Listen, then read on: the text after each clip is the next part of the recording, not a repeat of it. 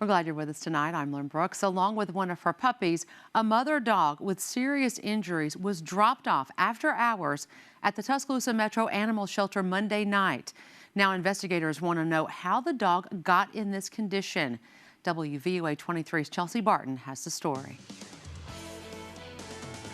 In the surveillance video from Tuscaloosa Metro Animal Shelter, you see the people bring the dog up and physically tie it to the door handles here at the intake center. And as we mentioned, she was not left alone. Her 8-week-old female puppy, who we've named Katie Couric, was also abandoned loose in the parking lot of the shelter. Katie seems to be fine. She was loose when we got here this morning, so thankfully she didn't run out into the street or anything. She'll stay here for a stray hold period, and then after a stray hold, if nobody claims her, then we'll put her up for adoption.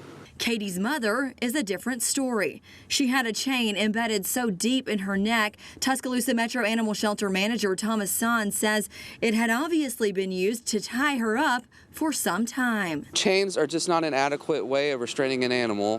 They're very abrasive, and it's easy for them to get into the skin. Now, her injuries, it's been ongoing. It's probably been weeks since she's had that issue. Her skin was actually starting to grow over the chain. So we had to send her to a veterinarian where they're going to have to sedate her and surgically remove the chain. When I visited the shelter today, the mother dog was at the local vet being treated for her severe injuries. The shelter did file a police report this morning, and they just want to speak to the people seen in this video. You know, we want a little bit more information. We don't know if the people who dropped off the animal were responsible, and that's not what we're saying.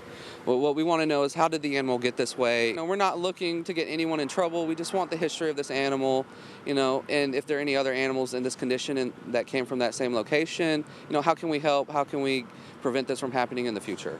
If you have any information on the people seen in that video, you're asked to contact the Tuscaloosa Metro Animal Shelter or Tuscaloosa Police Department. In Tuscaloosa, I'm Chelsea Barton, WVUA 23 News.